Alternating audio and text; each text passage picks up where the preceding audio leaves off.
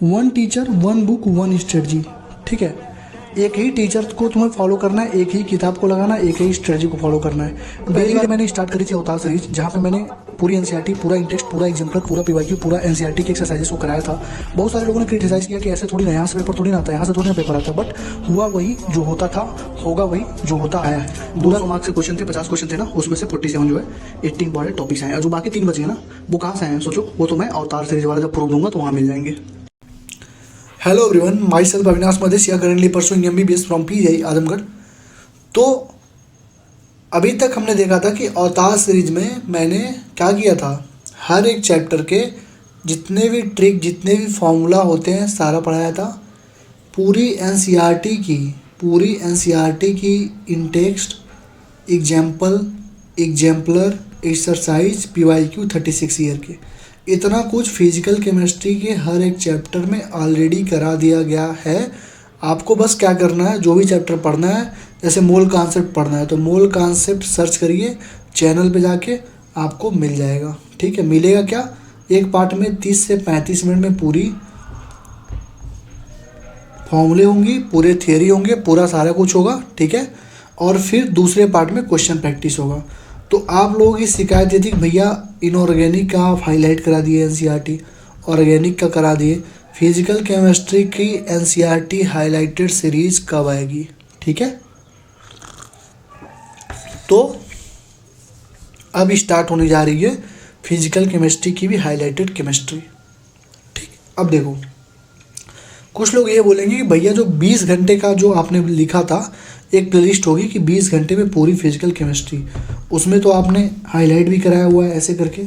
तो हाईलाइट मैंने कराया, मैं ये नहीं कह रहा हूँ मैं नहीं कराया, तुम वो अगर कर रहे हो बहुत अच्छी बात है, लेकिन अगर तुम्हें पूरी डिटेल अगर हाईलाइटेड पढ़, जैसे उसमें मैंने क्या किया था, जो फॉर्मूले थे, अवतार के जो फॉर्मूले थे, उनमें फॉर्मूले में जो चीज़ आ गई थी उसको मैंने हाईलाइट नहीं कराया था। जो फॉर्मूले में लिखवा दिया था उसको हाईलाइट नहीं कराया था, बस जो चीज़ छूट गई थी उसको ऐसे करके हाईलाइट करवाया था। लेकिन अब जो पूरे 5-6 चैप्टर हैं फिजिकल में, 6-7 चैप्टर, तो अब जो चैप्टर्स आ रहे हैं, अब जो हाईलाइट कराने जा रहा हूँ फिजिकल में, इसमें कोई क्वेश्चन नहीं कराऊंगा मैं, क्योंकि क्वेश्चन पहले ही अवतार सीरीज में सब करा दी गई है। ठीक है, जिसको भी फिजिकल केमिस्ट्री पढ़नी है एक बार जाके सर्च कर लो यूट्यूब पे, फिजिकल केमिस्ट्री बाय मेडिकोहोलिक। अभी एक प्लेलिस्ट आएगी, 20 घंटे में पूरी फिजिकल केमिस्ट्री खत्म है, 20 से 25 घंटे में।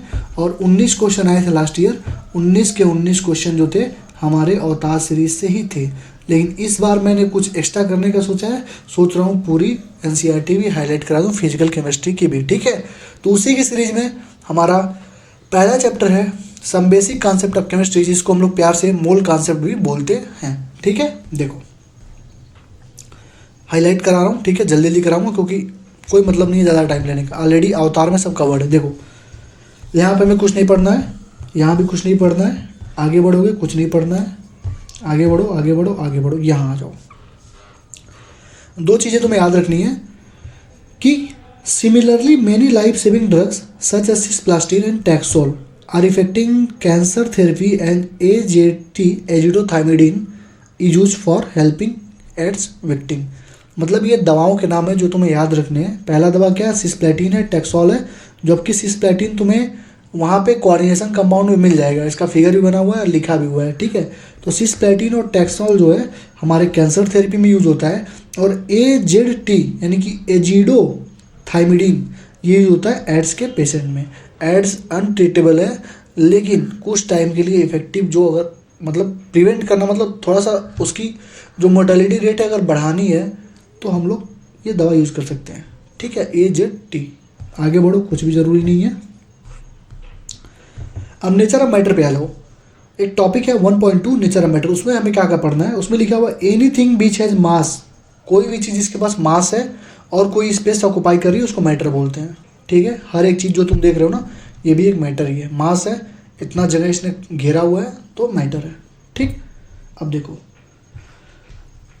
मैटर जो है 3 फॉर्म में होते हैं, सॉलिड, लिक्विड और गैस में। सबको पता है, सबको पता है। आगे बढ़ो आगे बढ़ो। ये PDF तुम्हें टेलीग्राम पे मिल जाएगी, टेलीग्राम का लिंक डिस्क्रिप्शन में है। ठीक है, यहाँ पे कह रहा है कुछ इंपॉर्टेंट पॉइंट है जहाँ से क्वेश्चन बन सकते हैं कि solid have definite volume and definite shape. जैसे ये सॉलिड है, ठीक है, तो इसका एक डेफिनिट वॉल्यूम है, डेफिनिट शेप है। Liquid have definite volume but not the definite shape, they take the shape of the container in which they are placed. कह रहा है जो लिक्विड है उसके पास वॉल्यूम तो डेफिनिट है लेकिन शेप डेफिनिट नहीं है। जैसे इस ग्लास में पानी है तो मैंने ऐसे ग्लास में रखा है तो इसका शेप ऐसा हो गया, किसी गोल कटोरे में रखूंगा तो गोल कटोरे जैसा शेप हो जाएगा। मतलब कि वॉल्यूम तो डेफिनिट है लेकिन शेप जो है डेफिनिट नहीं है, जिसमें रखोगे जिस चीज़ में रखोगे वैसा उसका शेप हो जाएगा। ठीक। तीसरा हमारा गैस, जो गैस है ना उसके पास डेफिनिट वॉल्यूम है ना उसके पास कोई डेफिनिट शेप है। They completely occupy the container in which they are place, जहाँ पे भी रखोगे ये सारा स्पेस उसने कवर किया हुआ है। ठीक है, तो तीन चीज़ हुई, सॉलिड लिक्विड गैस। सॉलिड में definite volume definite shape, liquid में डेफिनिट वॉल्यूम डेफिनिट शेप नहीं, गैस में ना डेफिनिट वॉल्यूम ना डेफिनिट शेप। ठीक है, और ये तीनों एक दूसरे से इंटर कन्वर्टिबल होते हैं।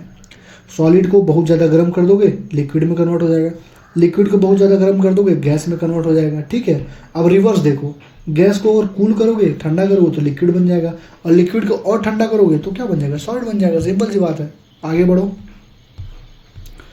अब देखो मैटर क्लासीफाई कैसे होता है। मैटर को पहले दो पार्ट में क्लासीफाई किया गया है, मिक्सचर होते हैं और एक प्योर सब्सटेंस। मिक्सचर मतलब एक से दो मतलब एलिमेंट मिलकर बनाते हैं, और प्योर का मतलब प्योर चीज़ें।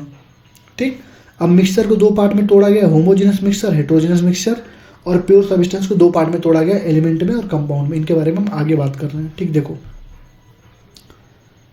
यहाँ पे कह रहा है कि एक शुगर सॉल्यूशन जो होता है, वाटर, एयर और टी, जैसे कोई शुगर का सॉल्यूशन है, जो हवा है, जो पानी है, जो चाय है, वो सारे कैसे हैं, मिक्सचर है। जैसे कहोगे भैया हवा किस चीज़ का मिक्सचर है, तुमने पढ़ा होगा हवा में ऑक्सीजन होता है, नाइट्रोजन होता है, और भी एलिमेंट होते हैं, वो हवा भी सबका मिक्सचर है। शुगर सॉल्यूशन में क्या मिक्सचर है, तो चीनी में तुम पानी डाल दो तभी तो सॉल्यूशन बन रहा है, तो चीनी और पानी का मिक्सचर है शुगर सॉल्यूशन। ठीक है, तो ए मिक्सचर कंटेन्स टू और more substance present in it, मतलब कि एक मिक्सचर तभी बोलेंगे जब मिनिमम दो उसमें चीज़ें रहेंगी या दो से ज़्यादा चीज़ें मिली हुई हैं एक साथ, तो उसको क्या बोलेंगे, मिक्सचर बोलेंगे। एनसीईआरटी कह रही है। ठीक, किसी भी रेशियो में तुमसे ये पूछ सकता है कि इन एनी रेशियो या किसी फिक्स रेशियो में, तो कहोगे किसी भी रेशियो में। चीनी चाहे इतना मिलाओ पानी में, रहेगा तो सॉल्यूशन ही और रहेगा तो मिक्सचर ही। ठीक, आगे बढ़ो। अब मिक्सचर मैंने बोला दो तरह के होते हैं, देखो होमोजीनस और हेट्रोजीनस। ठीक है, तो होमोजीनस देखो क्या होता है, होमोजीनस में the compound completely mix with each other and its composition is uniform through out. जैसे कि जो भी होमोजीनस मिक्सचर होगा उसमें कंपाउंड प्योरली मतलब कंप्लीटली मिक्स हो जाएगा और यूनिफॉर्म होगा। जैसे चीनी और पानी, अगर चीनी को पानी में घोल दिए तो तुम्हें पता ही नहीं लगेगा कि चीनी कहाँ पे है, समझ रहे हो, चीनी तुमको पता लगेगा नहीं लगेगा ना, मतलब यूनिफॉर्मली घुल गया, इसका मतलब क्या है, होमोजीनस है। अब देखो, जैसे अब तुमने बालू डाल दिया, अब बालू और वो मिलाओगे पानी, तो तुमको ऐसे ही पता लगेगा, बालू तुमको अलग दिखेगा, पानी अलग दिखेगा, तो तुमको पता लग जाएगा कि यूनिफॉर्म मिक्सचर है ही नहीं, तो हेट्रोजीनस होगा।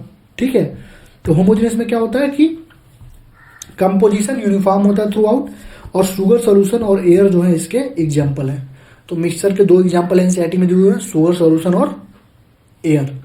अब देखो हेट्रोजीनस में क्या होता है कि कंपोजिशन यूनिफॉर्म नहीं होता है और sometimes different component can be observe. वही बोला हो ना, बालू और पानी मिला दो तो तुम देख लोगे कि बालू अलग है पानी अलग है, मतलब हेट्रोजीनस है। मतलब कि होमोजीनस में, यहाँ देखो होमोजीनस में तुम्हें यूनिफॉर्म कंपोजिशन मिलेगा और हेट्रोजीनस में नॉन यूनिफॉर्म कंपोजिशन मिलेगा और डिफरेंट कंपोनेंट भी तुमको दिख जाएंगे। तो एग्जांपल देख लो, साल्ट और sugar grains and pulses along with some dirt are heterogeneous mixture. जो बताया वही चीज़ है, जैसे साल्ट है या शुगर है मतलब नमक है या फिर चीनी है, कोई ग्रेन है, कोई दाना है, कोई पल्स है, उसमें डर्ट वोट मिला के एक साथ रख दोगे तो हेट्रोजीनस मिक्सचर हो गया ना, तुम पहचान जाओगे ना। जैसे दाल है और सारे एलिमेंट है, जैसे दाल है, जो लिखा वही समझ लो, दाल है, चीनी है, नमक है, ऐसे मिला दिया गया तो देख जाओगे ना यार, अलग अलग चीज़ तुमको दिख रहा था, हेट्रोजीनस मिक्सचर है, वही चीज़ लिख रहा है। ठीक, तो हमने मिक्सचर पढ़ लिया। मिक्सचर था, मैटर में दो चीज़ था, मिक्सचर और प्योर। मिक्सचर में दो था, होमो और हेट्रो हमने पढ़ लिया। अब प्योर में दो चीज़ होता है, एलिमेंट और कंपाउंड। तो प्योर देख लो क्या होता है, pure substances have characteristic different from mixture. Mixture से अलग होते हैं, फिक्स कंपोजिशन होता है।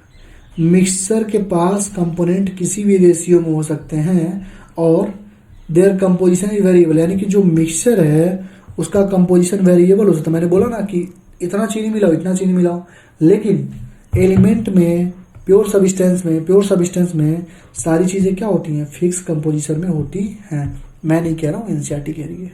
ठीक, देखो, they have fix composition whereas mixture में contain the component in any ratio and their composition is variable. ठीक है, copper, silver, gold, water, glucose are some example of pure substance. अब pure substance का example क्या है, copper में केवल copper ही है, गोल्ड में केवल गोल्ड ही है। अब कहोगे भैया गोल्ड में तो लोग मिलावट करते हैं, जो गोल्ड में मिलावट हो रही है वो तो तुम्हारा क्या अलग चीज़ होगी ना। हमको प्योर बात करनी है तो कॉपर ही है, गोल्ड ही है, तो कॉपर, गोल्ड, वाटर, पानी ही है, और ग्लूकोज, ये सारे एग्जाम्पल किसके हैं, प्योर सबिस्टेंस के।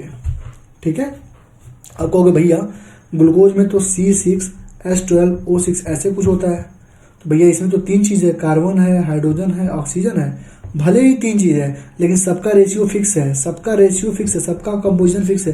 तुम C7H12O6 नहीं लिख सकते, ये गलत हो जाएगा, तुमको C6 ही लिखना पड़ेगा। ठीक है, तो ग्लूकोज का शायद यही होता है, C6H12O6, देख लेना एक बार। ठीक है, मैं बस समझा रहा हूँ कि रेशियो फिक्स होता है। तो देखो यहाँ पे लिखा है एनसीईआरटी ने कि ग्लूकोज में कार्बन, हाइड्रोजन, ऑक्सीजन होता है फिक्स रेशियो में, दस like all other pure substance fix composition. मतलब भले उसमें कई सारी चीज़ें मिली हुई हैं लेकिन सबका फिक्स्ड कंपोजिशन है। सबका फिक्स्ड कंपोजिशन होने की वजह से ग्लूकोज हमारा क्या है, ग्लूकोज क्या है, प्योर सब्सटेंस है।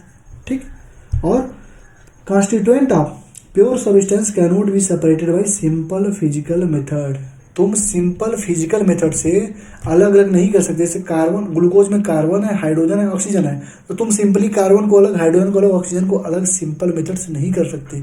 अलग अलग करना है तो बहुत सारे प्रोसेस करने पड़ेंगे। ठीक है, तो प्योर वाले में कैरेक्टरिस्टिक फीचर क्या है, जो कैरेक्टरिस्टिक सब्सटेंसेज हैं they can not be separated by simple physical method. ठीक, अब प्योर हमारे दो तरह के होते हैं, एलिमेंट और कंपाउंड। ठीक, देखो, element consist of only one type of particle, ये सबसे इंपॉर्टेंट चीज है। जैसे एलिमेंट जो है वो हमेशा एक पार्टिकल से बना हुआ है, जैसे sodium, hydrogen, oxygen, copper, gold, silver, ये सारे हमारे क्या होंगे, ये सारे क्या होंगे हमारे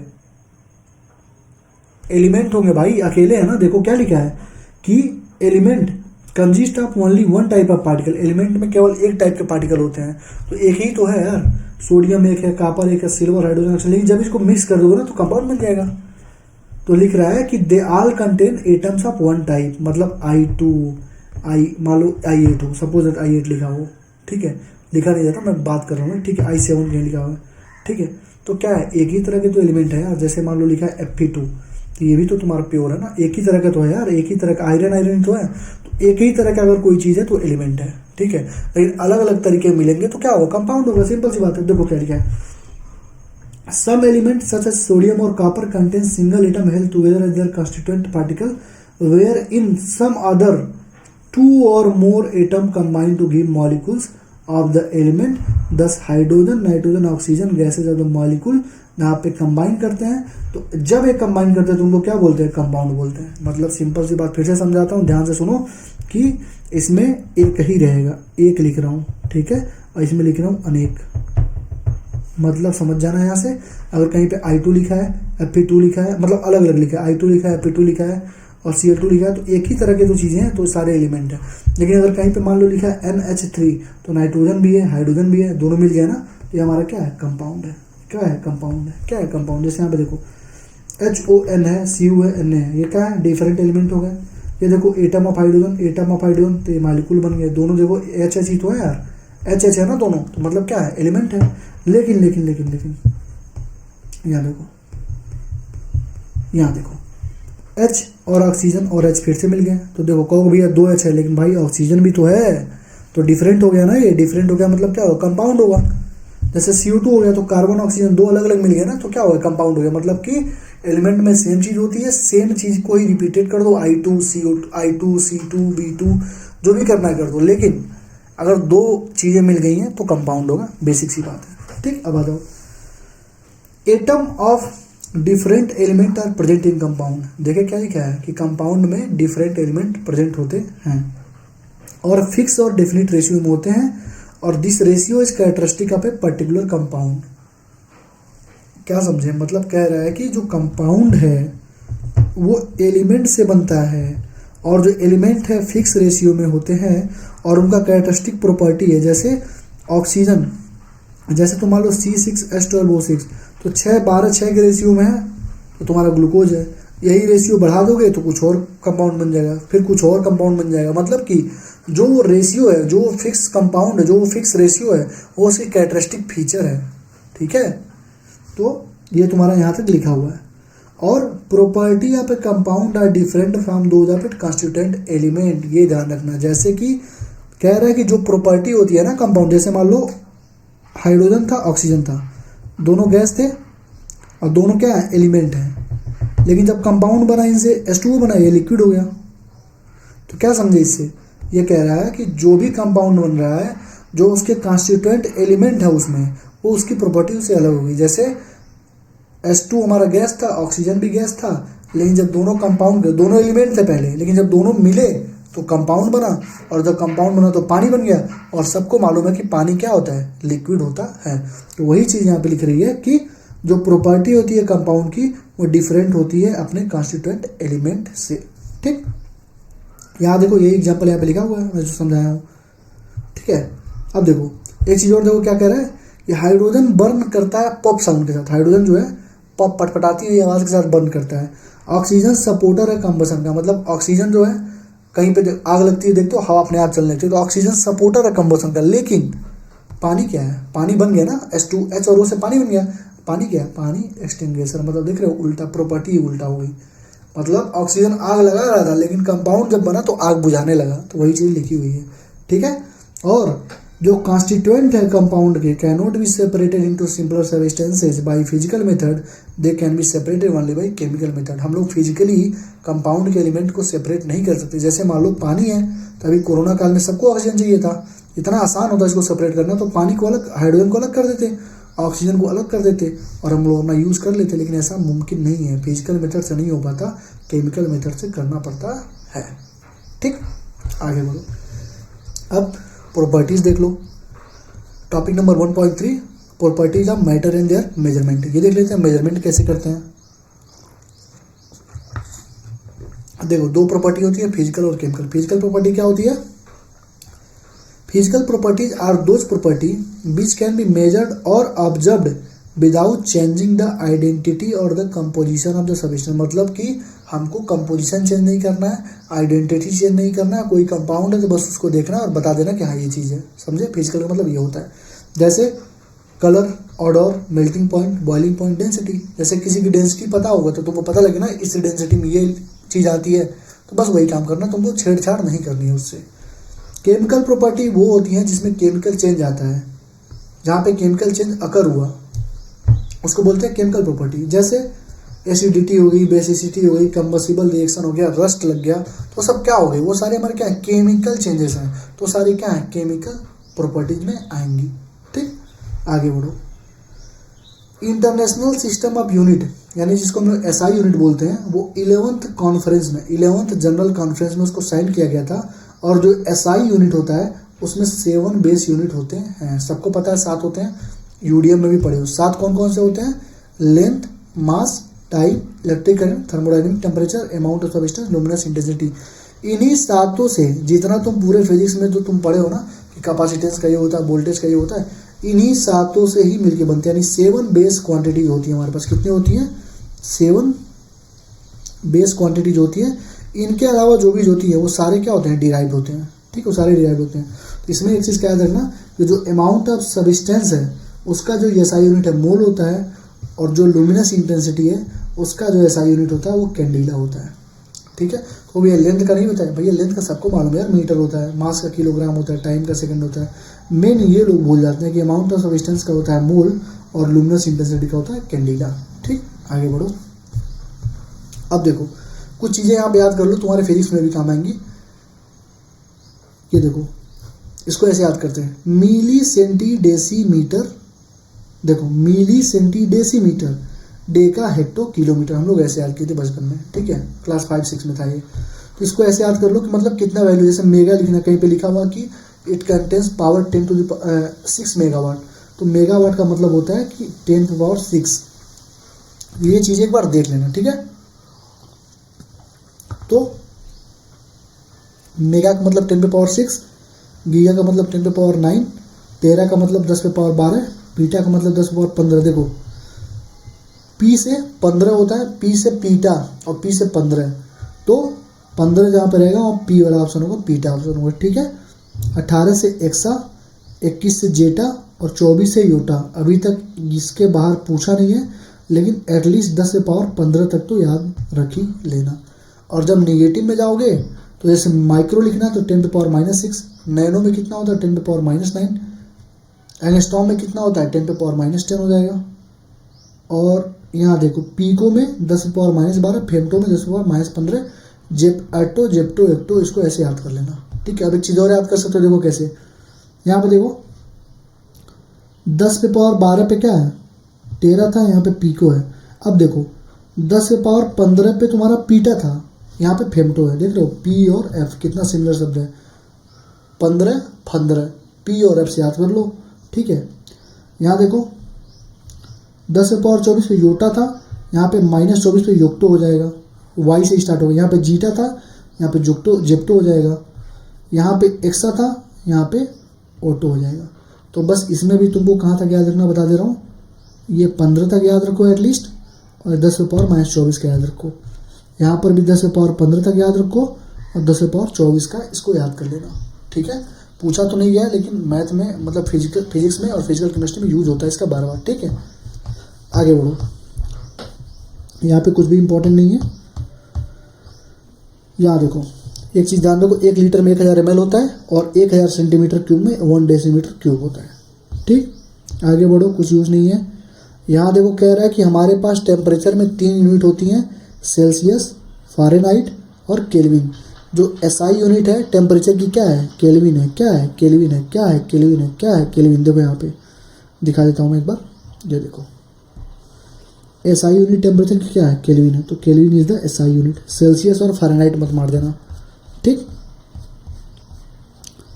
अब देखो हो गया ये, यहाँ पे केल्विन। सेल्सियस का जो स्केल होता है वो 0 से लेके 100 तक होता है। 0 को बोलते हैं लोअर फिक्स पॉइंट और 100 को बोलते हैं अपर फिक्स पॉइंट। मतलब जो सेल्सियस होता है वो 0 से लेके 100 तक के बीच में नापता है, ठीक है। देखो यहाँ पे लिखा भी हुआ है, मतलब लोअर फिक्स पॉइंट जो होता है वो फ्रीजिंग पॉइंट होता है और जो अपर फिक्स पॉइंट होता है वो बॉइलिंग पॉइंट होता है। वही चीज़ यहाँ पे लिखी हुई है। और जो फ़ारेनहाइट स्केल होती है वो 32 से 212 के बीच में होती है। 32 से 212 का मतलब क्या होता है, ये लोअर फिक्स पॉइंट है और ये अपर फिक्स पॉइंट है, ठीक है। ये तुम्हारे यूडीएम में भी दिया हुआ है। अब मान लो कहीं पे दिया है फ़ारेनहाइट, तुमको सेल्सियस में चेंज करना है तो तुम लिखोगे F = 9/5 इंटू सेल्सियस प्लस 32, यहाँ से निकाल लोगे। केल्विन = होता है डिग्री सेल्सियस प्लस 273.15, इसको यहाँ से निकाल लोगे।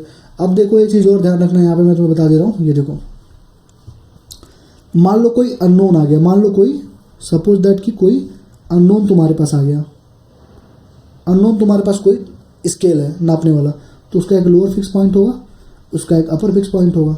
तो उसको जैसे मान लो दे दिया कि उसने मान लो, जैसे फिजिक्स में पूछता भी है, जैसे मान लो दे दिया कि 35 डिग्री सेल्सियस है, तो बताओ इस वाले स्केल पे जो अननोन वाला स्केल है उस पर कितना डिग्री होगा। तो तुमको कुछ नहीं करना है, बस लोअर और अपर मालूम है तुम लगा दोगे। कैसे लगाओगे, देखो अगर ये दोनों फार्मूला नहीं याद करना चाहते हो तो बस एक फार्मूला याद कर लो, सारे अभी तक फिजिक्स के भी और केमिस्ट्री के भी सारे क्वेश्चन बन जाएंगे। K-273/100 = C/100 = F - 32/180 = X - lower freezing point upon lower fix point upon upper fix point minus lower fix point. कहोगे भैया ये क्या है, कहोगे भैया ये 180 कहाँ से आ गया, तो ये भी होता है अपर fix point minus lower fix point, ये तो होता है। तो देखो यहाँ पे फ़ारेनहाइट का लोअर फिक्स पॉइंट 32 था, अपर 212 था, तो 212 में से अपर में से लोअर घटाओ तो कितना है 180 है, तो 180 यहाँ पे लिख दिया मैंने। तो भैया सेल्सियस में 100 कहाँ आया, तो 100 अपर था, लोअर 0 होता, तो 100 में 0 0 हो गया, 100 हो गया, ठीक है। तो अगर तुमने इसको याद कर लिया भाई, तो मेरे यकीन रखो कि जैसे मान लो केल्विन दिया है, सेल्सियस पूछा, तो इन दोनों को इक्वेट कर दो, ऐसे कर दो ना, K - 273 अपन 100 इजकल टू C अपन 100, 100 से 100 खत्म, तो K इजकल टू हो जाएगा C प्लस 273। वही चीज़ यहाँ पे लिखा, वही जो आसान है। लेकिन मान लो केल्विन दिया है, तुमसे फ़ारेनहाइट पूछे, तो इस इक्वेशन को और इस इक्वेशन को इक्वेट कर दो। सेल्सियस दिया है और तुमसे फ़ारेनहाइट पूछे, तो इन दोनों को इक्वेट कर दो। अब मान लो किसी अननोन में दिया है, जैसे मान लो लिया है 35 डिग्री सेल्सियस है, तो बताओ बाबू अननोन का क्या होगा। अगर लोअर फिक्स पॉइंट 20 है, अपर फिक्स पॉइंट 100 है, तो क्या लिखोगे, इसको और इसको कंपेयर कर दो, मतलब कि 35 डिग्री सेल्सियस अपन 100 is equal to X minus lower था 20 अपन अपर 100 माइनस 20। बस इन दोनों को कंपेयर करो, तुम्हारा आंसर आ जाएगा। कहो भैया इस पे क्वेश्चन प्रैक्टिस, तो बाबू अवतार सीरीज में सारी चीज़ें ये जो बताया हूँ ना तुमको, ये अवतार सीरीज से ही बताया हूँ, तो अवतार सीरीज में सारी चीज़ें डिटेल में करा दी गई है। तो NCERT हाईलाइट कर रहा हूँ, तो एक्स्ट्रा चीज़ें बता रहा हूँ। ठीक, आगे बढ़ो। ये देखो, complete physical chemistry in 20 hour, इसके बाहर कुछ नहीं आएगा, इसी में जाना, इसी में सब कुछ है, इसके बाहर कुछ भी नहीं आता। ये प्रूफ वाली वीडियो देख लेना, 19/19 डायरेक्ट क्वेश्चन नीट अवतार सीरीज, इसको देख लेना एक बार, कुछ भी नहीं इसके बाहर आएगा। जैसे मोल कॉन्सेप्ट है, देखो 3 घंटे में मोल कॉन्सेप्ट खत्म, उसमें NCERT भी थोड़ी पढ़ाया हूँ, सारे ट्रिक वगैरह बताया हूँ, पूरे फॉर्मूले बताया हूँ, फिर जाके NCERT के सारे क्वेश्चन और PYQ भी करवाए हूँ, एक बार देख लेना एक बार, ठीक है। और वीडियो अगर अच्छी लग रही हो तो लाइक कमेंट शेयर और सब्सक्राइब कर देना, ठीक है। अच्छी लग रही हो तो, अच्छी लग रही होगी वैसे, मन करे तो कर देना, करोगे तो हमें भी अच्छा लगता है, मेहनत करने का मन करता है, ठीक है। देखो एक चीज़ है, थ्योरेटिकल पॉइंट है कि it is interesting to note that temperature below 0 degree Celsius, मतलब negative value are possible in Celsius scale but in not in Kelvin scale. मतलब कि सेल्सियस स्केल में तुमको निगेटिव वैल्यूज मिल सकती हैं, लेकिन केल्विन स्केल में निगेटिव वैल्यू कभी भी नहीं मिलेगी, कभी भी नहीं मिलेगी। इस चीज़ का हमेशा ध्यान रखना, नोट कर लेना, ठीक। आगे बढ़ो, इधर कुछ नहीं है, इधर बढ़ो, कुछ नहीं है, कुछ नहीं है, कुछ नहीं है, आगे बढ़ो। देखो जैसे जब बहुत बड़े बड़े जैसे 9, 8, 7, 6, 5, 4 ऐसे लिखना होता था बहुत लंबा लंबा, तो साइंटिस्ट को दिक्कत होती थी, तो उन्होंने साइंटिफिक नोटेशन नाम का टर्म दिया और उन्होंने बताया कि हम लोग उसको ऐसे लिख सकते हैं, n इंटू 10⁻n करके लिख सकते। जैसे मान लो हमको लिखना है 1000, तो हम लोग 1.0 इंटू 10⁻3 लिख सकते हैं। ऐसा लिखना है 5687, तो हम लोग 5.6 इंटू 10⁻3 करके 5.687 इंटू 10⁻3 लिख सकते हैं, समझे। तो वही साइंटिफिक नोटेशन सबको पता होता है, इसमें क्या ज़्यादा पढ़ाना, ठीक है। तो उसको ऐसे हम लोग लिख सकते हैं n इंटू 10⁻n में, जहाँ पे n हमारा एक्सपोनेंट होता है, एक्सपोनेंट की वैल्यू पॉजिटिव और निगेटिव भी हो सकती है। जैसे मान लो हमको लिखना है 0.001 को, तो हम क्या लिखेंगे 1 इंटू 10⁻3। तो ये जो पावर वाला टर्म है ना n इंटू 10⁻n, वो पॉजिटिव भी हो सकता है और वो निगेटिव भी हो सकता है, इसका ध्यान रखना, ठीक है। वही लिख रही है NCERT में, ठीक है। पॉजिटिव भी हो सकती है और निगेटिव भी हो सकती है। जैसे एग्जांपल दिया कि 0.00016, कैसे लिखोगे 1.6 इंटू 10⁻⁻4 लिख दो, वही चीज़ यहाँ पे लिखी हुई है, ठीक। आगे बढ़ो। अब कह रहा है कि मल्टीप्लिकेशन डिवीजन कैसे करेंगे डेसिमल वाले प्लेसेस का, ठीक है। मैं कुछ भी नहीं, अभी इसमें कुछ बोलूँगा ही नहीं, मल्टीप्लिकेशन डिवीजन कैसे करना कुछ बोलूँगा ही नहीं, ठीक है। अभी आगे बता दे रहा हूँ। देखो यार, मल्टीप्लिकेशन डिवीजन अगर तुमको करना है तो तुमको सबको पता है, इसमें कुछ है ही नहीं। देखो कह रहा है कि 5 इंटू 6 इंटू 10⁻5 है, इतना इतना है, सबको पता है। इसको कैसे लिखोगे, देखो कहाँ गया ये, तो ये ना तुमको मालूम है a पे पावर m है इंटू a पे पावर n है, तो क्या लिख देते हैं a पे पावर m प्लस n।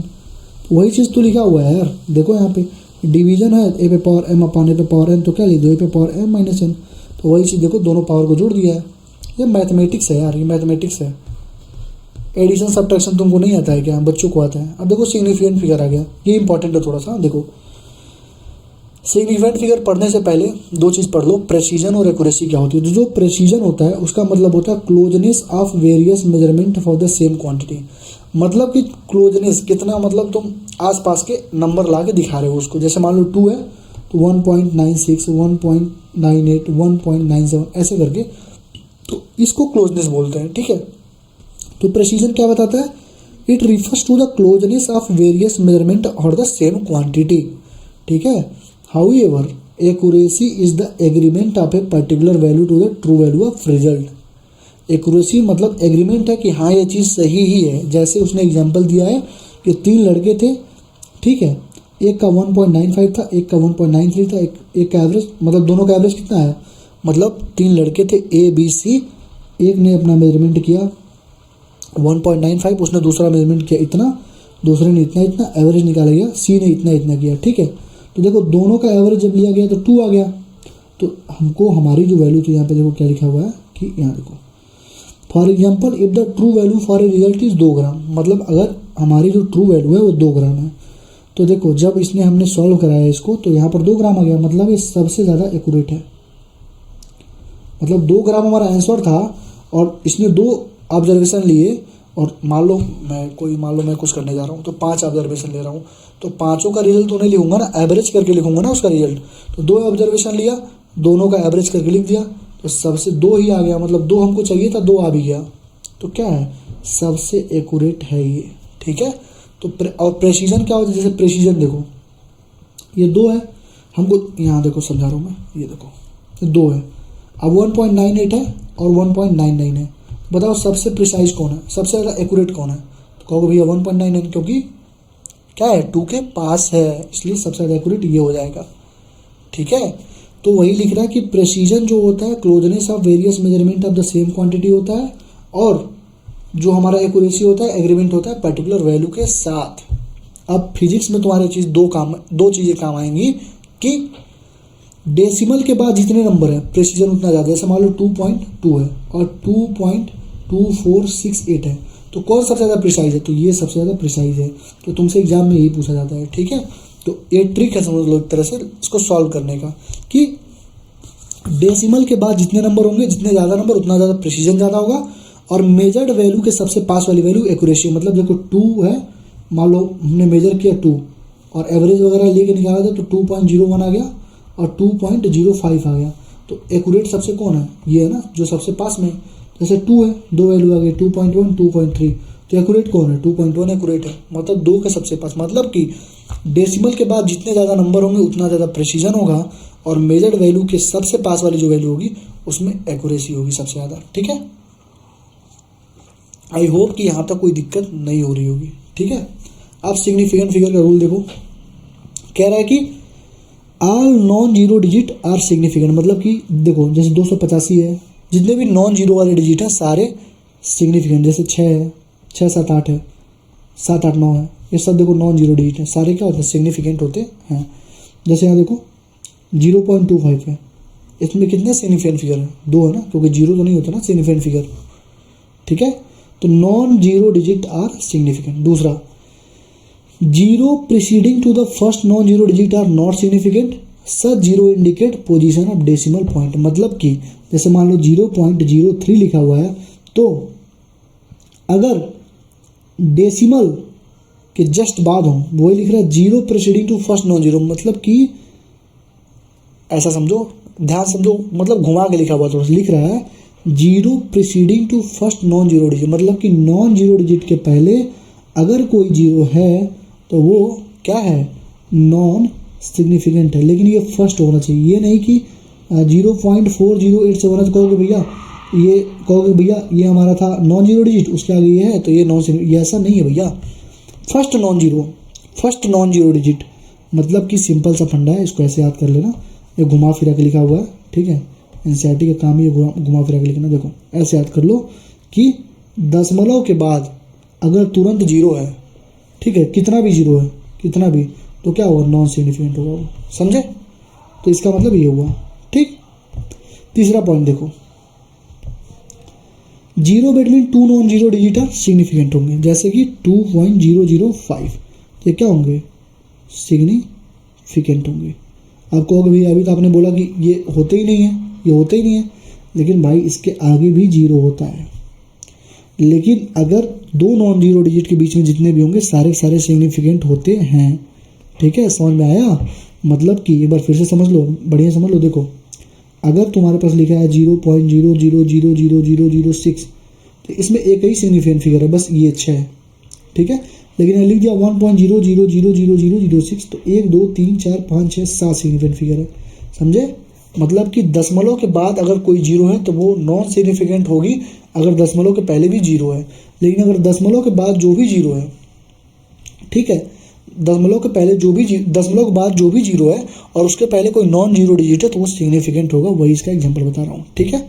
आगे देखो, जीरो एट द एंड और right of a number are significant provided they're on the right side of the decimal point, for example 0.2003। जैसे मान लो लिखा हुआ है, जैसे अभी देखो 0.002, बताओ कितना होगा? कहो भैया 1 होगा। लेकिन अगर मैं यही लिख दूँ 0.200 तो बताओ कितना होगा? तो भैया 3 होगा। तो इन दोनों में डिफरेंस देख लो, मतलब कि दशमलव के बाद अगर कोई नॉन जीरो डिजिट है, और मतलब कि नॉन जीरो डिजिट मतलब 1 से 9 तक कोई नंबर है और उसके बाद कितना भी जीरो लगा दो वो सारा का सारा सिग्निफिकेंट फिगर होगा। तो ये दोनों ध्यान से समझ लेना, ठीक है। दशमलव के बाद जीरो जीरो जो जितना लगाओ कुछ नहीं होगा, लास्ट वाला बस होगा। और दशमलव के बाद कोई नॉन डिजिट लगा के फिर जीरो जीरो लगाओगे तो सारा सिग्निफिकेंट फिगर है, ठीक। चौथा समझ में आ गया। अब देखो, अगर यहाँ देखो जैसे 100 है, ठीक है, तो 100 है तो कहोगे भैया इसमें 3 है क्या? तो कहोगे नहीं भैया 3 नहीं, इसमें भी एक ही है, क्योंकि तुम 100 को 1.0 इंटू 10 पे पावर 2 लिख सकते हो, ठीक है। तो वही यहाँ पे लिख रहा है, but if otherwise the terminal zeros are not significant if there is no decimal point. Terminal zeros significant नहीं होते हैं अगर डेसिमल पॉइंट नहीं है तो। अब इसका मतलब क्या हुआ, यहाँ देखो कि अगर 100 लिखा हूँ जो टर्मिनल जीरोज है ना तो क्या होंगे? एक ही सिग्निफिकेंट फिगर होगा। लेकिन अगर मैंने 100 पॉइंट लगा दिया तो 3 सिग्निफिकेंट फिगर हो जाएगा। वो लिख रहा है यहाँ पे देखो, 100.0 है 3 सिग्निफिकेंट फिगर, 100.0 है 4 सिग्निफिकेंट, लेकिन 100 में एक ही होगा। समझ में आई चीज़ें? तो ये सिग्निफिकेंट फिगर था। और काउंटिंग नंबर में जैसे लिख दिया 1 पेन या 1 मोबाइल तो वो इनफाइनाइट सिग्निफिकेंट फिगर हुआ, क्योंकि वो क्या हो गया? इनफाइनाइट सिग्निफिकेंट फिगर हुआ, क्योंकि एग्जैक्ट नंबर्स के पास इनफाइनाइट सिग्निफिकेंट फिगर होते हैं। क्योंकि अगर किसी ने लिखा 2 बॉल तो तुम 2.00000 खूब लिख सकते हो, तो मतलब इनफाइनाइट नंबर हो जाएंगे, ठीक। यहाँ तक आई होप कोई दिक्कत नहीं आई होगी आपको, ठीक। तो सिग्निफिकेंट फिगर खत्म हो गया। अब एडिशन सब्ट्रैक्शन फिर से पूछा कि सिग्निफिकेंट फिगर, देखो जब भी बोले कि सिग्निफिकेंट फिगर के अकॉर्डिंग तुम आंसर दो, तो एडिशन और सब्ट्रैक्शन अगर पूछेगा तो फाइनल रिजल्ट जो आएगा ना स्मॉलेस्ट डेसिमल के अकॉर्डिंग दे देना। जैसे देखो इसमें डेसिमल के बाद 2 नंबर था, डेसिमल के बाद 1 नंबर था, डेसिमल के बाद 3 नंबर था, ठीक है। तो हमको क्या करना है, फाइनल जो हम जोड़ देंगे पहले और जो फाइनल रिजल्ट आएगा उसको स्मॉलेस्ट आंसर में दे देंगे। तो डेसिमल के बाद फाइनल कितना नंबर था? इसमें 1 था, इसमें 2 था, इसमें 3 था। तो आंसर किसके अकॉर्डिंग हुआ? इस 1 के अकॉर्डिंग हुआ। तो जो आंसर 31.122 आया है उसको 31.1 लिख देंगे, तब जाके हमारा सही होगा, ठीक। क्योंकि डेसिमल के बाद हमको एक ही में आंसर देना। देखो फाइनल रिजल्ट स्मॉलेस्ट डेसिमल के अकॉर्डिंग देंगे, ठीक। Multiplication and division of significant figure. Multiplication division में जो फाइनल रिजल्ट होगा स्मॉलेस्ट सिग्निफिकेंट फिगर के अकॉर्डिंग देंगे, जिसमें सबसे कम, जैसे मान लो 2-3, जैसे इसमें देखो 2 सिग्निफिकेंट फिगर, इसमें 3 सिग्निफिकेंट फिगर। तो हम क्या करेंगे, स्मॉलेस्ट सिग्निफिकेंट के फिगर के अकॉर्डिंग नंबर देंगे, डेसिमल नहीं। डेसिमल देखेंगे एडिशन सब्ट्रैक्शन में, मल्टीप्लिकेशन डिवीजन में स्मॉलेस्ट सिग्निफिकेंट फिगर देखेंगे। तो यहाँ पे देखेंगे, यहाँ पे 2 था, यहाँ पे 2 था, या 3 था, तो आंसर 2 के अकॉर्डिंग देंगे। तो आंसर हमारा आया था 3.125। तो हमको ऐसा आंसर देना है जिसमें 2 सिग्निफिकेंट फिगर, तो हम लोग 3.1 लिख देंगे। देखो 3.1 लिखा हुआ, देखो 2 सिग्निफिकेंट फिगर, समझे। अगला टॉपिक है राउंडिंग ऑफ। राउंडिंग ऑफ सबको मालूम है कैसे करते हैं। अब देखो राउंडिंग ऑफ में जैसे मान लो 1.386 है, ठीक है, और हमको 6 को हटाना है। तो देखो क्या है, 5 से ज़्यादा है ना, तो अगर 5 से ज़्यादा है मतलब देखो जिस नंबर को हटाना है उसके बाद वाला, मतलब जिस नंबर को हटाना है उसके पहले वाला नंबर कोई मतलब कम, या तो 1 बढ़ाएंगे या तो 1 घटाएंगे। तो अगर मान लो मुझे हटाना है 7 को, तो 7 है ना, 5 से ज़्यादा है तो पहले वाले नंबर को 1 बढ़ा देंगे। जैसे 1.386 का 6 को हटाना था तो 1.39 लिख देंगे, 1 बढ़ा दिए इसको। अगर ये नंबर छोटा है, जैसे 4.334 है, 4 को हटाना है, 5 से छोटा है ना, तो इसमें कोई चेंज नहीं करेंगे, 4.33 ही लिखेंगे, समझे। लेकिन अगर 5 ही हो, जैसे मान लो 5 आ गया, 5 से ज़्यादा था तो 1 बढ़ा दिया, 5 से कम था तो 1 घटा दिया, अब 5 ही आ गया तो क्या करेंगे, देखो क्या लिखा, अगर 5 हुआ तो preceding digit is not change if it's even number. अगर इवन नंबर तो नहीं चेंज करेंगे, ऑर्डर तक बढ़ा देंगे। जैसे मान लो लिखा है 4.335, इसको हटाना है, तो देखो ऑड है ना, 1 बढ़ा देंगे, 4.34 कर देंगे। और मान लो ये होता 4.325, तो ये 5 को हमको राउंड ऑफ करना है, तो ये इवन था 2 तो हम नहीं करते, 4.32 लिख देते। तो वही चीज़ यहाँ पे लिखी हुई है, ठीक। आगे बढ़ो। डायमेंशन एनालिसिस तुम्हारे काम का है ही नहीं यहाँ पे कुछ भी। अब देखो कुछ लॉ ऑफ केमिकल कॉम्बिनेशन पढ़ लेते हैं। 1.5 टॉपिक नंबर देखो, सबसे पहला लॉ क्या था, लॉ ऑफ कंजर्वेशन ऑफ मास।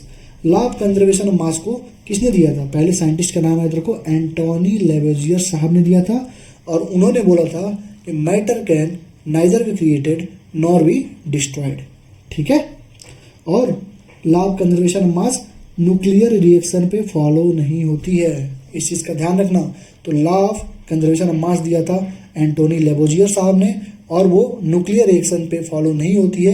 अब तुम्हारे दिमाग में आएगा भैया न्यूक्लियर रिएक्शन पे क्यों नहीं फॉलो होती है, हमने तो पढ़ा है E equal to mc², energy और मास एक दूसरे में इंटर कन्वर्टिबल है। तो बाबू वो लॉ ऑफ मास ऑफ वो law of conservation of mass and energy है, ये क्या है, law of conservation of mass है। तो law of conservation of mass is not applicable on nuclear reactions, but law of conservation of mass and energy are applicable on nuclear reaction, इसका ध्यान रखना। ठीक है, और अनबैलेंस केमिकल रिएक्शन अगर रहेगा तो कंजर्वेशन ऑफ मास को फॉलो ही नहीं करेगा, समझे। Unbalance chemical reaction law of conservation of mass को फॉलो नहीं करता है। तो law of conservation of mass, कहीं भी कोई रिएक्शन अगर बैलेंस है तो उसका answer law of conservation of mass ही होता है। ठीक है, दूसरा हमारा लॉ ऑफ डेफिनिट प्रोपोर्शन, इसको दिया था जोसेफ प्रुस्ट ने, और इन्होंने बोला कि given compound always contains exactly the same proportion of element by wait. उसने बोला कि अगर कोई कंपाउंड है तो उसमें जो same proportion of element by wait हो, मतलब जो प्रोपोर्शन होगा एलिमेंट का वो सेम होगा। जैसे कि तुम यहाँ पे देखो पानी, तुम्हारे पास पानी है, तो चाहे वो पानी नाली का हो चाहे वो पानी समुद्र का हो, दोनों में जो रेशियो होगी H2O, 2 हाइड्रोजन और 1 ऑक्सीजन की रेशियो होगी। ठीक है, समझ में आई चीज़ें। और law of definite proportion is not applicable for isotope. Isotope के केस में law of definite proportion fail हो जाती है, जो से पुष्ट साहब फेल हो जाते हैं। ठीक है, समझ में आ गई चीज़ें। तो जैसे कुप्रिक कार्बोनेट है, तो नेचुरल सैंपल लोगे तब भी उसमें 38.9% ऑफ कार्बन रहेगा, ऑक्सीजन इतना रहेगा, कॉपर इतना रहेगा, और सिंथेटिक कोई बनाएगा तब भी उतना ही रहेगा। वही लिखा हुआ है कि हम लोग कहीं से ले गिवन कंपाउंड हमेशा कंटेन करता है exactly the same proportion of element by wait. ठीक, आइसोटोप पे फॉलो नहीं होता, क्योंकि अगर H2O लोगे तो उसका रेशियो 1:8 आएगा, लेकिन तुम D2O लोगे तो 1:4 आ जाएगा रेशियो। तो H2O में क्यों, क्योंकि H2O में इसका 2 होता है मास, इसका 16 होता है, कट करोगे तो 1:8 हो गया। D2O में क्या हो जाएगा, ये 4 हो जाएगा, ये 16 हो जाएगा, तो क्या इसको कट करोगे 1:4 आ गया। तो मतलब रेशियो ही चेंज होता है, इसलिए आइसोटोप में कभी भी law of definite proportion applicable नहीं होता है। आई होप कि तुम्हें चीज़ें समझ में आ गई होंगी। ठीक है, और लॉ ऑफ डेफिनिट प्रोपोर्शन को लॉ ऑफ डेफिनिट कंपोजिशन भी बोलते हैं। अब तीसरा लॉ आता है law of multiple proportion. The law of multiple proportion किसने दिया था, डाल्टन ने दिया था, और इन्होंने बोला कि अगर दो एलिमेंट कंबाइन कर रहे हैं और फॉर्म कर रहे हैं किसी कंपाउंड को, तो जो मास होगा एक एलिमेंट का जो कंबाइन कर रहा है दूसरे मास के साथ, वो हमेशा ratio of small whole number में रहेगा ही रहेगा। जैसे 2 gram oxygen 16 gram oxygen 18 gram oxygen बनेगा, तो ये हमेशा सिंपलेस्ट रेशियो में रहेगा स्मॉल होल नंबर। जैसे 16:32 का रेशियो अगर कहीं पे बना, देखो ऑक्सीजन 16 ग्राम 32 ग्राम, हाइड्रोजन के 2 ग्राम से वो कर रहा है, रिएक्शन कर रहा है, तो रेशियो क्या होगा, हमेशा सिंपल होल रेशियो में रहेगा। चौथा नियम था गेलुजाक लॉ, इसको बोलते हैं लॉ ऑफ गैसियस वॉल्यूम। गेलुजाक साहब ने बोला कि जब भी कोई गैस कंबाइन करता है केमिकल रिएक्शन में, they do so in the simple ratio by volume provided all the gases. मतलब कि ये देखो गेलुजाक साहब ने जो बोला, ठीक है देखो क्या लिखा है, गेलुजाक साहब ने जो बोला, discovery of integral ratio volume relationship is actually the law of definite proportion by volume. मतलब ध्यान से समझो, जो तुमने लॉ ऑफ डेफिनिट प्रोपोर्शन यहाँ पे पढ़ा है, ये तुमने वेट में पढ़ा था ना, कि ये सारा देखो बाई वेट था, यहाँ देखो बाई वेट था, और यहाँ पर भी वही सेम चीज़ है, लेकिन क्या है, बाई वॉल्यूम है, बाई वॉल्यूम है। मतलब कि गेलुजाक लॉ जो है और कुछ नहीं है, डेफिनिट प्रोपोर्शन ही है, लेकिन बाई वॉल्यूम है। और जो वो था वो तुम्हारा बाई वेट था। ठीक है, तो गेलुजाक लॉ तुमको आई होप कि समझ में आ गया होगा। ठीक है, अब लास्ट में आते हैं हमारे भैया साहब अवगाद्रो साहब। अवगाद्रो साहब ने बोला कि equal volume of gases same temperature पे और सेम प्रेशर पे इक्वल नंबर ऑफ मॉलिक्यूल्स को कंटेन करता है। यानी कोई वॉल्यूम है, इस पे पीवाईक्यू में भी क्वेश्चन पूछा गया था एक बार, तो equal volume of gases at the same temperature and pressure should contain equal number of molecule. और एक चीज़ याद रखना, इन्होंने अपना सारा जो थीसिस लिखा था वो सारा का सारा पॉलीएटॉमिक, मतलब कि उन्होंने मान लिया था कि मॉलिक्यूल्स हमारे क्या होते हैं, पॉलीएटॉमिक होते हैं। तो अगर कभी क्वेश्चन में पूछा गया कि Avogadro give the theory and assume the compound, assume the molecule to be monoatomic, diatomic, polyatomic या ऑल ऑफ द अबव, तो ऑप्शन क्या होगा, पॉलीएटॉमिक। ठीक है, अब यहाँ पे हमारा ये खत्म हो गया। ठीक है, अब हमारा आते हैं, अब देखो एक थ्योरी और थी, डाल्टन एटॉमिक थ्योरी। उसके बाद हम लोग अपने प्रॉपर मोल कॉन्सेप्ट पे चलेंगे। तो डाल्टन भैया ने बोला कि जो मैटर है वो कंपोज होता है स्मॉलेस्ट इंडिविजुअल पार्टिकल्स को, जिसको हम लोग एटोमियो बोलते हैं। एटोमियो का मतलब होता है इंडिविजुअल, जिसको हम लोग डिवाइड नहीं कर सकते हैं। जैसे उन्होंने बोला कि एटम है, एटम को तोड़ नहीं सकते, लेकिन गलत बात इन्होंने बोली, क्योंकि एटम को तोड़ा जा सकता है, इलेक्ट्रॉन में, प्रोटॉन में, न्यूट्रॉन में, न्यूट्रिनो में, बहुत सारी चीज़ें आ गई इसके अंदर। ठीक है, तो ये यहाँ पे फेल हो गए थे। तो इन्होंने बोला था कि मैटर कंपाउंड रहते हैं जो बनते हैं किससे, इंडिविजुअल पार्टिकल से। ठीक है, एटोमियो से।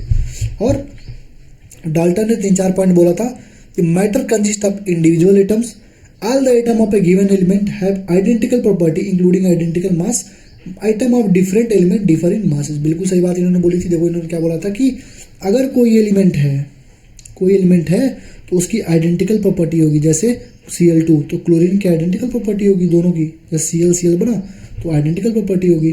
ठीक है, इंक्लूडिंग आइडेंटिकल मास, मास भी आइडेंटिकल होगा, atom of different element differ in masses, इन्होंने ये लिखा था। ठीक है, अगर अलग अलग एलिमेंट है, जैसे फ्लोरीन है, क्लोरीन है, तो मास भी अलग होगी, सिंपल सी बात है। कंपाउंड तभी फॉर्म होते हैं जब एटम और डिफरेंट एलिमेंट फिक्स रेशियो में बनते हैं, सिंपल सी बात। जैसे H2 है, 2:1 के रेशियो में बनता है, C6H12 मतलब अभी जैसे CO2 है तो 1:2 के रेशियो में बन रहा है, तभी तो कंपाउंड बन रहा है। और chemical reaction involve reorganization of atom, they are neither created non destroyed in chemical reaction, मतलब केमिकल रिएक्शन एक दूसरे में इंटर कन्वर्टिबल होते हैं, डिस्ट्रॉय और बनते नहीं हैं। तो ये हमारा थ्योरेटिकल पार्ट सारा खत्म हो गया। अब प्रॉपर मोल कॉन्सेप्ट पे हम स्टार्ट करेंगे और मास वगैरह के बारे में हम लोग सीखेंगे। ठीक है, आते हैं दूसरे पार्ट में, शुरू करते हैं। ठीक है, तो अब हम लोग एटॉमिक मास के बारे में, मोल कॉन्सेप्ट के बारे में पढ़ना स्टार्ट कर। अभी तक सारे थ्योरेटिकल पोर्शन थे, लेकिन वहाँ से भी क्वेश्चन बनते हैं। ठीक है, देखो अब एटॉमिक मास में तुम पहुंचोगे तो यहाँ पे बस एक डेफिनेशन याद कर लो कि 1 एटॉमिक मास जो होता है, 1 एटॉमिक मास यूनिट क्या है, AMU है। ठीक है, लिख लो यहाँ पे AMU। ये जो होता है ये डिफाइंड होता है mass of exactly equal to 1/12 of the mass of 1 carbon atom, मतलब कि एक कार्बन एटम का जो मास होता है उसके 1/12 के बराबर क्या होता है, हमारा 1 AMU होता है। ठीक है, और 1 AMU का वैल्यू हमेशा याद रखना 1.66 इंटू 10⁻24 होता है। इसको हम लोग 1.7 भी याद कर सकते हैं। ठीक है, 1.66 इंटू 10⁻24 होता है। और एक एटम ऑफ हाइड्रोजन का भी मास लगभग इतना ही होता है। देखो 1.67 इंटू 10⁻24 होता है।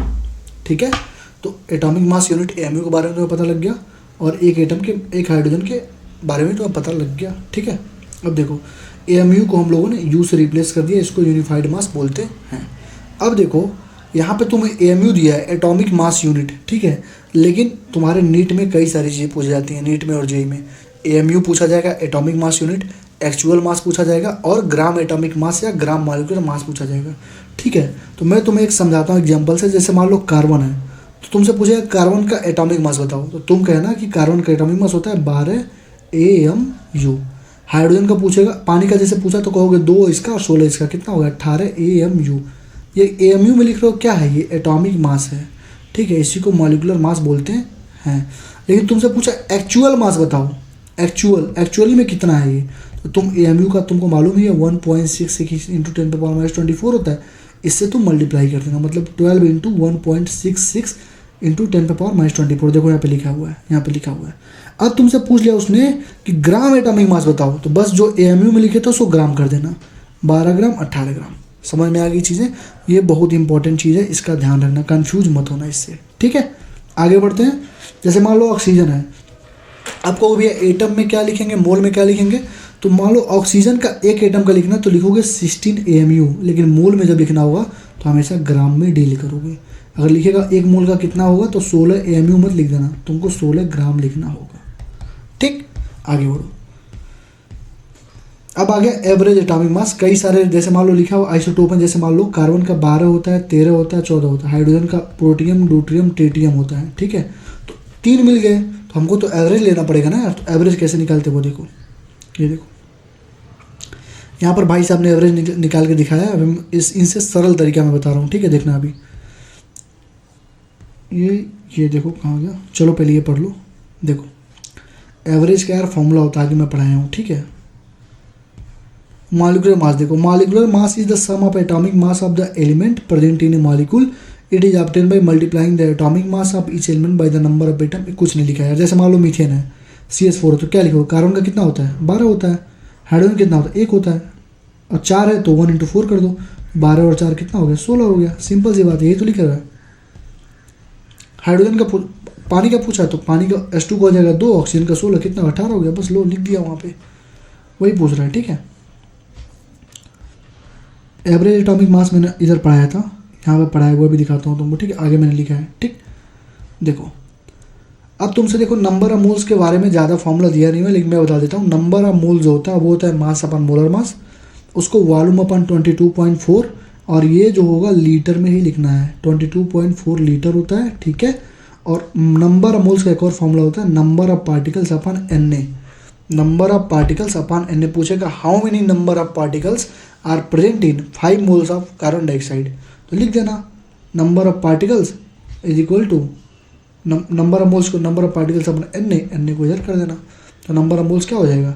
आई होप कि अभी तक यहाँ तक पहुँच गए तो ये सब तुम्हें आता ही होगा यार। ठीक है, तो number of particles upon Na हमारा अवोगाद्रो कांस्टेंट है, अवोगाद्रो नंबर इसको बोलते हैं 6.022 × 10⁻⁻23। ठीक है, अब देखो कहीं पे क्वेश्चन में लिखा है ग्राम एटम या ग्राम मॉलिक्यूल, तो उसका मतलब मोल ही होता है। ठीक है, कहीं पे अगर लिखा है ग्राम एटम या ग्राम मॉलिक्यूल तो उसका मतलब मोल ही होता है। इस चीज़ का ध्यान रखना है। ठीक है, आगे बढ़ो।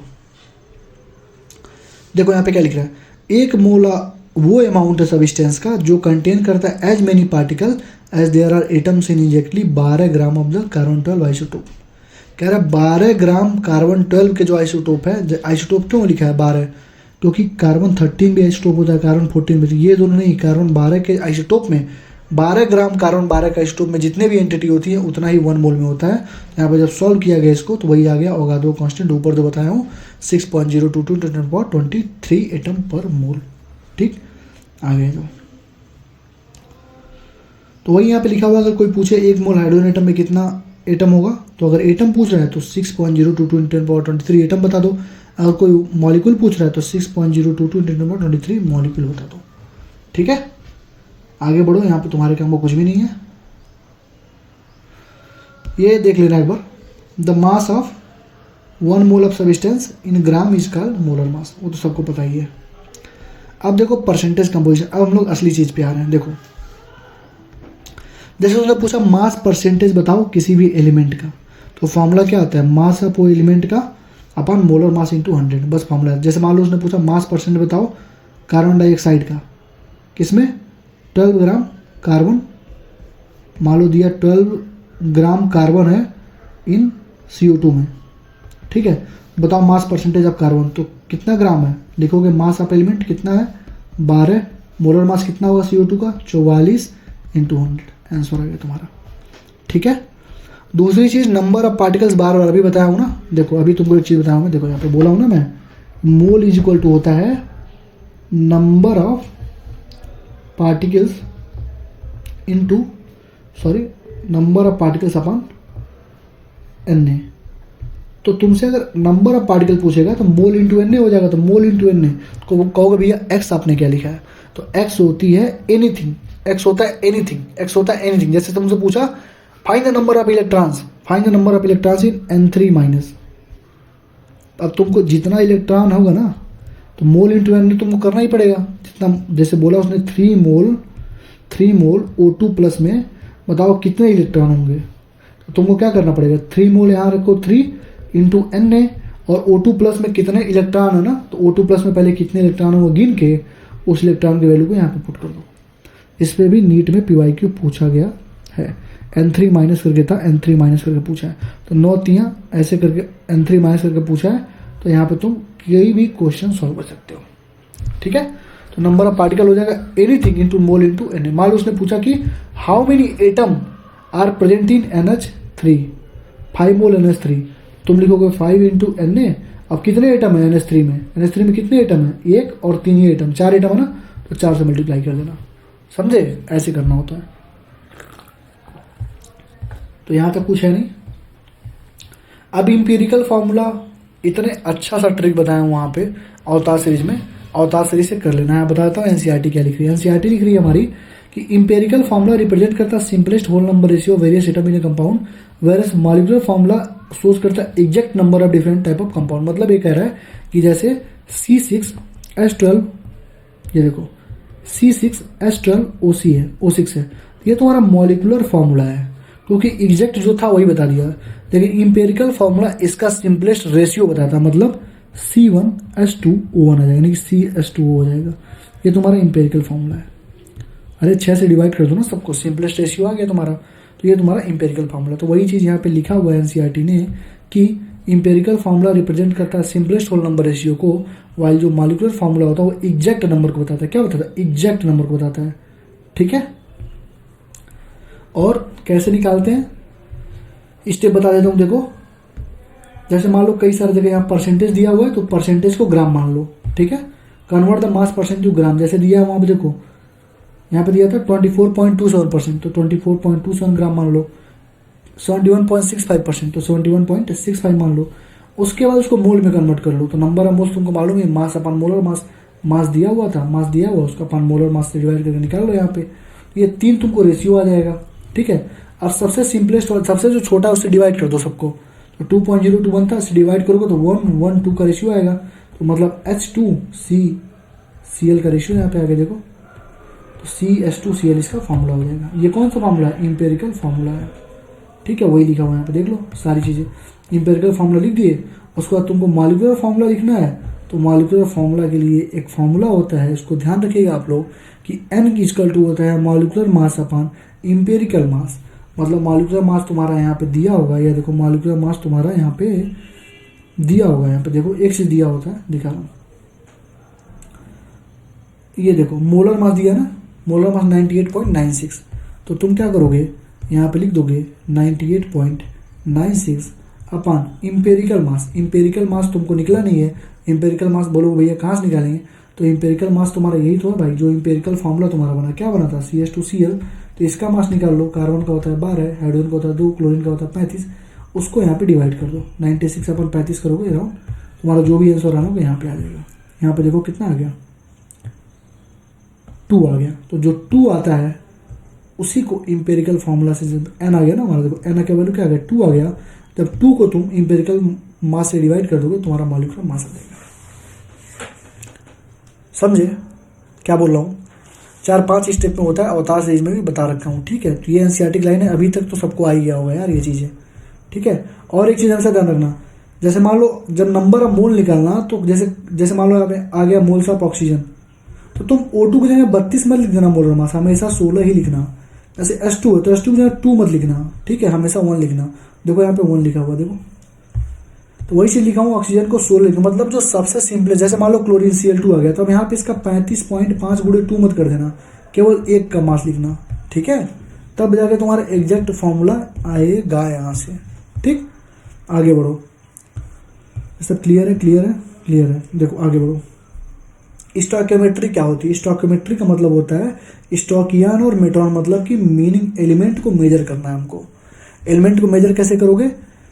स्टोइकियोमेट्री तभी लगाओगे, ये स्टोइकियोमेट्री का बहुत बड़ा ब्रह्मास्त्र होता है। ठीक है, जैसे मान लो कुछ भी दिया है, जैसे कुछ भी इक्वेशन तुम्हारा बना हुआ है, जैसे A plus B C C D है, तो मोल ऑफ ए का जितना भी मोल क्वेश्चन में दिया है, और ए का जो कोफिशिएंट है, मतलब ए के आगे जो कोफिशिएंट है उसको नीचे लिख दो, उसको बराबर कर दो बी से, यानी कि मोल ऑफ बी और बी के आगे जो भी कोफिशिएंट है उतना, फिर सी, फिर सी, फिर डी, चारों को, अगर मान लो ए दिया है तुमसे सी पूछा, तो ए और सी को कंपेयर कर दो, बी दिया है डी पूछा, इसको कंपेयर कर दो। इस पे बहुत ही अच्छे तरीके से क्वेश्चन मैंने लगवा रखा है, और बार बार क्वेश्चन आता है। ठीक है, और ये कब यूज़ करते हैं, जब किसी एक का डाटा दिया, जैसे मान लो ए बी भी है तो एक का डाटा दिया होगा, मतलब जो रिएक्टेंट होते हैं ना, जैसे मान लो 2 रिएक्टेंट है, देखो यहाँ पे एक रिएक्टेंट 2 रिएक्टेंट, तो अगर एक का ही डाटा दिया है, दूसरे के बारे में कुछ बोला नहीं है, तभी स्टोइकियोमेट्री लगाना बाबू। लेकिन अगर दोनों का डाटा दिया है, मान लो दिया है इसका 5 मोल, इसका 3 मोल, दोनों का डाटा दिया है, तो यहाँ पे स्टोइकियोमेट्री लगाओगे तो -5 लेके आओ, क्योंकि 5 मोल 3 मोल दे दिया, इसका मतलब लिमिटिंग रिएजेंट का काम यहाँ पे करा रहा है। ये 3 मोल है तो लिमिटिंग रिएजेंट की तरह काम करेगा, इसका 2 मोल तो अपने आप ही बेकार हो जाएगा। 3 मोल के साथ 3 मोल रिएक्ट करेगा, 2 मोल बेकार हो जाएगा। तो स्टोइकियोमेट्री वाले रिएक्शंस तभी लगाना, पहला कंडीशन क्या है कि रिएक्शन बैलेंस होना चाहिए, मोल मास कंजर्व होना चाहिए, वॉल्यूम, मतलब रिएक्शन जब बैलेंस होती है तो मोल कंजर्व होता है, मास कंजर्व होता है, वॉल्यूम कंजर्व होती है। और रिएक्शन जब बैलेंस होगी और डाटा किसी एक का गिवन हो, क्या लिखोगे यहाँ पे, डाटा एक का गिवन हो, तब जाके तुम्हें ये चीज़ अप्लाई करनी है। दोनों का डाटा दिया हुआ है तो कभी भी अप्लाई मत करना, ठीक, ये चीज़ है, ये वही लिखा हुआ है बैलेंस करने के लिए। आगे बढ़ो आगे बढ़ो, जैसे यहाँ पे देखना, अभी एक चीज़ दिखा रहा हूँ मैं तुमको, जैसे देखो CH4 है, O2 2O2 है, CO2 और H2O है, ठीक है। देखना दोनों में से किसी एक का डाटा दिया हुआ, देखना प्रोड्यूस बाई कंबसन ऑफ 16 ग्राम, देखे 16 ग्राम मीथेन के बारे में दिया, ऑक्सीजन के बारे में दिया ही नहीं है, तो इसके बारे में दिया नहीं है, तो तुम इसका और इसके मोल को, मतलब देखो क्या लिखोगे, अभी ऊपर बताया मैं, देखो यार इसी का यूज़ कर लेना, सारा क्वेश्चन तुम्हारा बन जाएगा इसी का। डिटेल में जानना है कैसे यूज़ करना है तो अवतार सीरीज से कर लेना, बहुत सारे क्वेश्चन करवाया हूँ, ठीक है। तो ये चीज़ लिखा हुआ है, ठीक है। और यहाँ पे लिखा है मास से मोल नंबर ऑफ मॉलिक्यूल निकाल सकते, ऊपर बताया हूँ। मास अपन वॉल्यूम होती है डेंसिटी, अगर तुमसे वेपर डेंसिटी कोई पूछता है तो मोलर मास अपन 2 कर देना, वेपर डेंसिटी भी निकल जाएगी। यहाँ पे NCERT में देने लिखा है, ठीक है। अगला कॉन्सेप्ट है लिमिटिंग रिएजेंट का। अगर दोनों का डाटा दे रखा है, देखो लिखा ना, when information of all the reactant is given, तो उसको क्या बोलते हैं, लिमिटिंग रिएजेंट का कॉन्सेप्ट है। एक उसमें लिमिटिंग रिएजेंट होगा जो अपने अकॉर्डिंग रिएक्शन को प्रोसीड कराएगा, ठीक। और उसके लिए मोल ऑफ LR अपन, देखो जो लिमिटिंग रिएजेंट होगा उसी के अकॉर्डिंग क्वेश्चन सॉल्व करेंगे, उसी के अकॉर्डिंग सारा रिएक्शन जाएगा। तो तुमको मालूम है, अभी ऊपर बताया था ना मैं, मोल अपॉन स्टोइकियोमेट्रिक कोएफिशिएंट, तो यहाँ पे मोल किसका लोगे, लिमिटिंग रिएजेंट का लेना, ठीक है। और मोल ऑफ प्रोडक्ट से कंबाइन कर देना, कंपेयर कर देना। आगे बढ़ो, कुछ नहीं है। मास परसेंट अभी बता दिया हूँ। अगर तुमको मास परसेंटेज निकालना है तुम क्या निकालोगे, mass of solute upon mass of solution into 100। जैसे मान लो यहाँ पे दिया है 2 ग्राम ए है और 18 ग्राम पानी मिला दिया गया, तो मास ऑफ सॉल्यूट कितना है, 2 ग्राम, और सोल्यूशन, मास ऑफ सोल्यूशन कितना है, कहोगे 18, तो गलत हो जाएगा बाबू, 18 नहीं हुआ ना भाई, 2 ग्राम पानी था, ठीक है, 2 ग्राम सब्सटेंस ए था, 18 ग्राम पानी में डाल दिए, तो मास ऑफ सोल्यूशन क्या हो गया, 2 ग्राम और 18 ग्राम 20 ग्राम हो गया। इसका ध्यान रखना, कभी भी मत करना 2 है 18 तो 2 अपन 18 गुणे 100 कर दिया, गलत हो जाएगा भाई। मास ऑफ तुमने इसको तो लिख दिया, मास ऑफ सॉल्यूट तुमने सही लिखा 2, लेकिन मास ऑफ सॉल्यूशन तो सॉल्यूशन में 2 चीज़ हो गई ना, 2 ग्राम ये 18 ग्राम ये, तुमको 20 लिखना पड़ेगा, ठीक है। आगे बढ़ो, मास परसेंटेज बता दिया मैंने। एवरेज मीन या मोलर मास तुम्हारा आ गया, ठीक है। अभी ऊपर मैंने पढ़ाया था ना एवरेज मीन या मोलर मास क्या होता है, तो इसके कंडीशन में वहाँ पे उतना सही से लिखा नहीं था, मैं बता दे रहा हूँ। जैसे मान लो लिखा आइसोटोप के फॉर्म में होता है 12, 13, 14 है, तो उसने बोला कि बताओ इसका M एवरेज कितना होगा, ठीक है। उसने बोला कि कार्बन 12 जो है 35% है, कार्बन 13 जो है 15% है, कार्बन 14 जो है 50% है। तो तुम क्या करोगे, M एवरेज लिखोगे M1 X1, मतलब M1 कितना है 12, मास कितना है 12 इंटू X1 कितना है 35, प्लस 13 है मास इंटू 15%, प्लस 14 है इंटू 50% अपन 100। इसको सॉल्व कर दो, जो आ जाएगा तुम्हारा M एवरेज होगा, ठीक है। तो मास एवरेज ऐसे निकालते हैं। उसके बाद देखा था मास परसेंटेज कैसे निकालते हैं, तो वही सेम चीज़ होती है। मास परसेंटेज निकालने के लिए यहाँ पे निकालो ना mass percentage, mass of solute upon mass of solution into 100, लेकिन एक मास परसेंटेज और निकालनी होती है, ठीक है। तो उसका फॉर्मूला होता है atomicity into atomic mass into 100 अपन मॉलिक्यूलर मास। और इस फॉर्मूले का यूज़ करना, इसका PYQ तुम्हारा एग्जाम में कई बार पूछा गया है, अराउंड 3 से 4 बार PYQ पूछा गया है। इसका डिटेल में कैसे यूज़ करते हैं अवतार सीरीज में पढ़ा रखा हूँ, तुरंत क्वेश्चन सॉल्व हो जाता है चुटकियों में, ठीक है। अगर किसी का सेम मास परसेंटेज है तो उसका सेम इंपेरिकल फार्मूला होगा, इसका ध्यान रखना। अगर मास परसेंटेज सेम है तो इंपेरिकल फार्मूला सेम होगा, ठीक। मोल फ्रैक्शन देखो, मोल फ्रैक्शन ऑफ ए क्या हो, जैसे मान लो ए है और बी है, तो मोल फ्रैक्शन ऑफ ए क्या होगा, तो मोल फ्रैक्शन होगा mole of A upon total mole, मतलब mole of A plus B हो जाएगा तुम्हारा। मोल फ्रैक्शन ऑफ ए निकल गया। मान लो पूछा गया मोल बाहर थोड़ी आवाज़ हो रही होगी, बॉस लोग आज पेपर था, फाइनल पेपर था 3rd ईयर का, तो सब पेपर दे के आ गए, खुश है सब, ठीक है। देखो अब मोल ऑफ बी पूछा, तो number of mole of B upon total mole बनी, number of mole of A upon number of mole of B, ये तो होता है मोल फ्रैक्शन, ठीक। मोलैरिटी, मोलैरिटी को कैपिटल एम से दिखाते हैं, और मोलैरिटी होता है number of moles of solute upon volume of solution in litre. इसका ध्यान रखना, ये क्या है, ये सॉल्यूशन है, मतलब टोटल सॉल्यूशन किसमें, टोटल सॉल्यूशन लीटर में, इसका ध्यान रखना, ठीक है। क्योंकि मोलैरिटी से लोग कंफ्यूज हो जाते हैं, मोलैरिटी से कंफ्यूज हो जाते हैं। अब मान लो कि 2 जगह डाटा दिया हुआ है, तो उसका फॉर्मूला होता है M1V1 = M2V2, मतलब कि मान लो कहीं पे दे दिया, जैसे देखो यहाँ पे ये क्वेश्चन नहीं दिया, यहाँ पे देखो, यहाँ पे जैसे मान लो एक का मोलैरिटी दिया, एक का वॉल्यूम दिया, दूसरे का वॉल्यूम दे दिया, उसका मोलैरिटी पूछ रहा है तुमसे, तो तुम क्या करोगे, M1 × V1 = M2 × V2 करके यहाँ सॉल्व कर लोगे, ठीक। ये लिखा हुआ वहाँ पे। अगला यहाँ पे लिख रहा है कि यहाँ पे देखो एक चीज़ लिखा है कि molarity of a substance depend upon the temperature because volume of solution is temperature dependent. इसका सिंपल सा मतलब होता है कि जिस फार्मूले में पानी आएगा, यानी वॉल्यूम आ गया, वो सारे के सारे क्या होंगे, टेम्परेचर डिपेंडेंट होंगे। तो इसमें पानी आ गया, वॉल्यूम ऑफ सॉल्यूशन आ गया, पानी आ गया, तो क्या होगा, ये टेम्परेचर डिपेंडेंट होगा। अगला आता है मोलैलिटी। अब यहाँ से लोग कंफ्यूज होते हैं, मोलैलिटी कैसे कैलकुलेट करते हैं। तो पहली चीज़, मोलैलिटी को स्मॉल m से दिखाते हैं। किससे दिखाते हैं, स्मॉल m से दिखाते हैं। और मोलैलिटी का फॉर्मूला होता है number of moles of solute upon mass of solvent in kg। Solution नहीं है, मोलैरिटी में था सॉल्यूशन, यहाँ पे सॉल्वेंट होता है, ठीक। तो देखो कितनी छोटी चीज़ दी हुई है एनसीईआरटी में। अब मैं उसको बड़ा करके जा रहा हूँ बताने, जहाँ से क्वेश्चन बनते हैं, ठीक। कहीं पे क्वेश्चन में दे देगा परसेंटेज वेट बाई वॉल्यूम, तुमसे पूछेगा मोलैरिटी। अब तुमको पता नहीं रहेगा, तुम नॉर्मल मेथड से लगाओगे, 5 से 6 मिनट खा लोगे। तो मोलैरिटी का डायरेक्ट फार्मूला, अगर परसेंटेज वेट बाई वॉल्यूम दिया हुआ है तो percentage weight by volume × 10 upon molar mass of solute, direct formula, ठीक। और अगर कहीं पे वेट परसेंटेज दिया, मतलब वेट बाई वेट दिया हुआ है, तो weight by weight into rho × 10 upon molar mass. Rho हमारा क्या है, डेंसिटी होती है, ठीक। अगर कहीं पे डेंसिटी दिया हुआ है और तुमसे पूछा है मोलैरिटी बताओ, तो मोलैरिटी का फॉर्मूला डायरेक्ट होता है डेंसिटी अपॉन मॉलिक्यूलर वेट। अगर डेंसिटी kg/लीटर में है तो, अगर डेंसिटी g/cc या g/ml में है तो इंटू 1000 से मल्टीप्लाई कर दो, ठीक। अब तुमको अगर कहीं मोलैरिटी दिया हुआ है और तुमसे मोलैरिटी पूछ रहा है, मोलैरिटी दिया हुआ है और तुमसे मोलैरिटी पूछ रहा है, तो ये फॉर्मूला ना याद करके ये वाला बस याद कर लो कि मोलैरिटी और मोलैरिटी में जो रिलेशन होता है वो क्या होता है, मोलैरिटी = होती है 1000 × मोलर मास अपन 1000 × डेंसिटी, डेंसिटी किस में, g/ml में, minus molar mass × molecular weight of, sorry ये मोलैरिटी है, ठीक है, गलती पढ़ रहा था मैं, ये मोलैरिटी है, कैपिटल M से दिखाते हैं ना, ठीक है।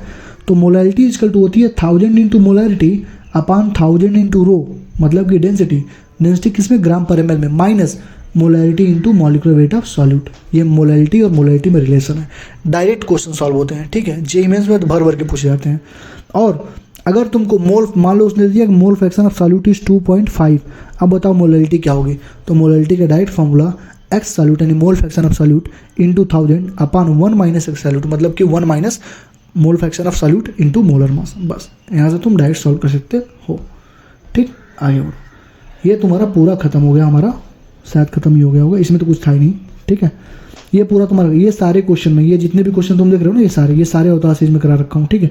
टोटल ये सारे क्वेश्चन करा रखा हूँ, ये भी ये सब करवाना यार, क्योंकि सब इंपॉर्टेंट है और ये सब आ सकते हैं। इसलिए मैं डंकी की चोट पे बोलता हूँ कि एनसीईआरटी के बाहर कभी कुछ आएगा नहीं और अवतार सीरीज के बाहर कभी कुछ आ ही नहीं सकता। 19/19 क्वेश्चन जो आए थे वो अवतार से ही लास्ट ईयर आए थे। इस बार भी जो भी 19-20 क्वेश्चन आएंगे सारे अवतार सीरीज से ही आएंगे, ठीक है। तो ये हमारा मोल कॉन्सेप्ट पूरा खत्म हो चुका है। अगला चैप्टर हमारा होगा एटॉमिक स्ट्रक्चर। उसके पहले तुम्हें कुछ और चीज़ें बता देता हूँ। देखो, percentage purity, percentage yield, normality, combustion reaction, इसके बारे में एनसीईआरटी में कुछ नहीं दिया है, लेकिन यहाँ से क्वेश्चन बनते हैं और ये सारे के सारी चीज़ें अवतार सीरीज में कराई गई हैं। तो जो प्लेलिस्ट दिखाया था ना मैंने, एक बार वहाँ से कर लेना, पहले उसको एक बार पूरा कर लेना, उसके बाद आके एनसीईआरटी पढ़ लेना, ठीक है। तो ये percentage, purity, yield, normality, combustion reaction, other tips and tricks सारे अवतार सीरीज में कराए गए हैं। ठीक है, इसमें कराऊंगा तो फिर उसका कराने कोई मतलब नहीं था, तो तुम्हारा बेस्ट है एकदम, वहीं से सारा आएगा। इसको बस इसलिए कराऊँ ताकि तुम एक बार एनसीईआरटी को देख लो अच्छे तरीके से, कुछ छूट ना जाए। ठीक है, तो थैंक यू। अगर सेशन अच्छा लगा हो तो लाइक कमेंट कर देना, और कोई भी दिक्कत हो तुम्हें तो कमेंट में बता देना। ठीक है, अगला चैप्टर एटॉमिक स्ट्रक्चर का होगा। इतनी मेहनत कर रहा हूँ यार तुम लोगों के लिए, तो थोड़ा सा तुम्हारा भी काम बनता है कि थोड़ा सा लाइक कमेंट शेयर और सब्सक्राइब कर दिया करो। ठीक है, thank you, all the best, पढ़ाई करते रहो।